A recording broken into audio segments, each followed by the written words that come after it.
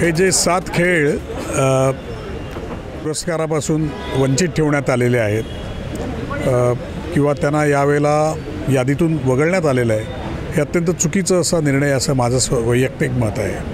कारण कुठचे खेळ घ्यायचे, कुठचे खेळ ठेवायचे याबाबतीतली जी काय निर्णय प्रक्रिया आहे त्याच्यामध्ये कोणाला त्यांनी घेतलं होतं किंवा त्याबद्दल काय कार्यवाही झाली आणि कुठच्याही कार्यवाहीशिवाय जर असं काही कार्य झालं असेल तर हे थोडंसं चुकीचं वाटतं.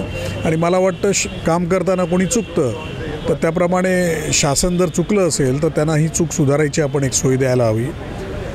परंतु जर चूक सुधारायची नाहीच असं तर ते म्हणत असतील किंवा हम करे सो कायदा असेल तर हे अत्यंत निषेधार्ह आहे आणि म्हणून मी त्याचा निषेध करतो.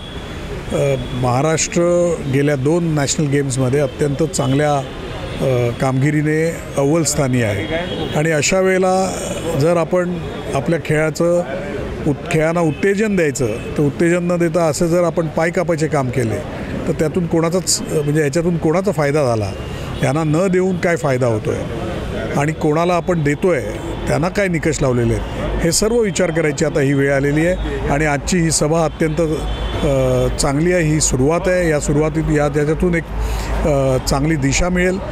शासन आणि क्रीडा क्षेत्र हे एकत्र आलं पाहिजे आणि क्रीडा क्षेत्राच्या भल्याचं एक काम झालं पाहिजे ही आशा व्यक्त करतो. जय हिंद, जय महाराष्ट्र.